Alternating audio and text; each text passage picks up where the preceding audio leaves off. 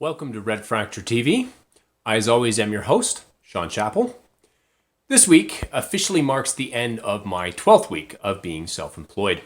I am now approximately one quarter of my way through an entire year of self-employment, or at least I will be in another week.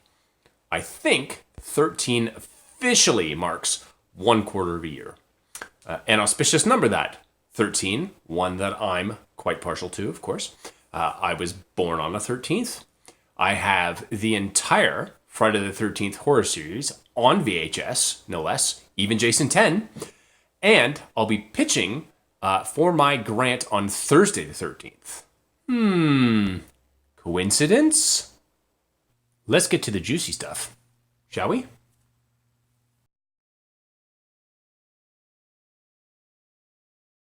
This week, Kitty and I went and scouted out a location for the first mural I'm going to attempt this summer. I've been working my way up to murals for a while now, trying to hone my airbrushing skills to make them viable on a large scale.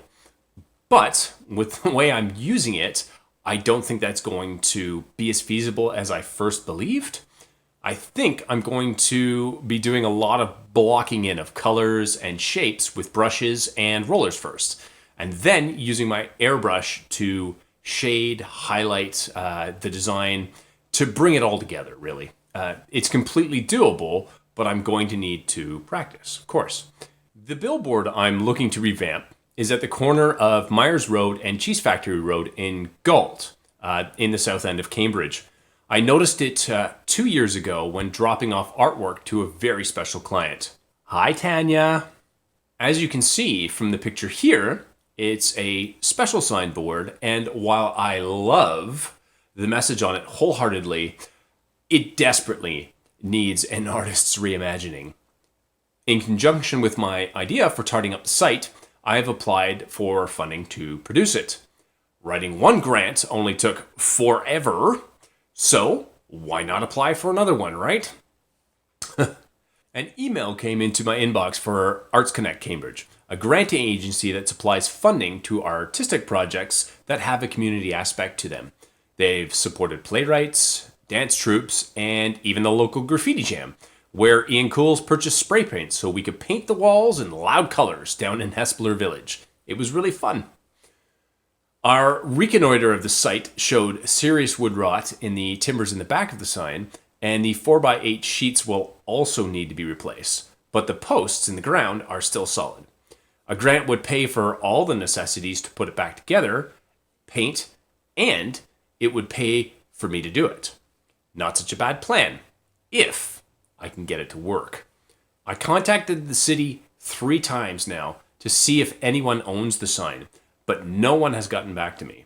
Upon further speculation, I think this is the developer's advertisement left over from when the subdivision was new. It's just been covered up. I don't think anyone owns it, and ultimately, this project may be a non-starter because of that. I did put a fee in the grant proposal for a sign permit from the city in case I need one, but I'll have to cross that bridge when I get to it. I think this would be a great project for me to cut my mural painting teeth on. I even have a great idea for it involving the cheese factory history of the area. It's going to be a lot of fun. Cross your fingers and hope that everything lines up just right.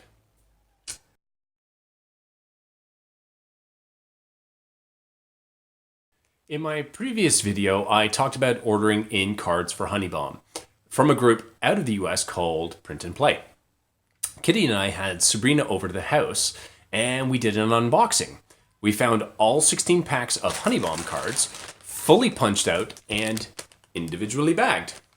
That was nice. While the actual printing of the tiles was decent and the quality of the materials was high, the offset in the registration of the images was shocking, as was the production process that left indentations all the way around each card. And unfortunately, every pack is like this. It was a little deflating to say the least.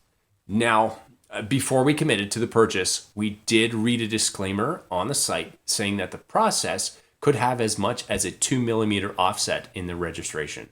So we were aware that there could be issues, but to see just how shabby it made the designs seem was really disappointing.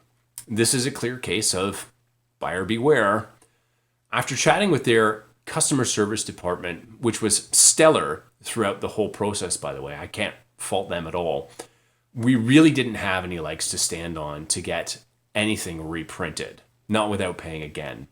As it stands, each one of these test packs is $25 already, and we don't have the capital to go again. We just don't.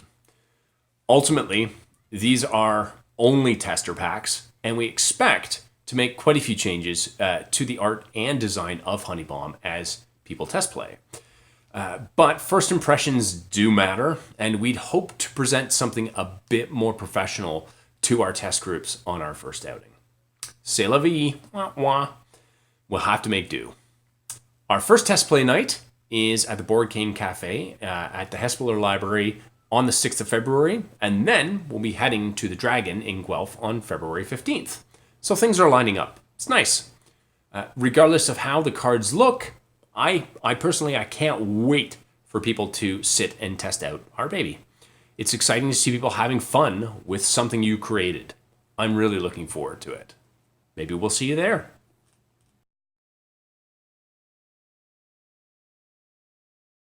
Try working in batches.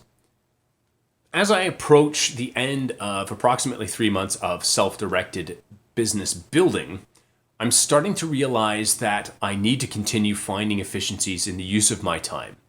I've now habituated myself to a standardized daily schedule, and I've set blocks of time aside that I've dedicated specifically to work and work alone.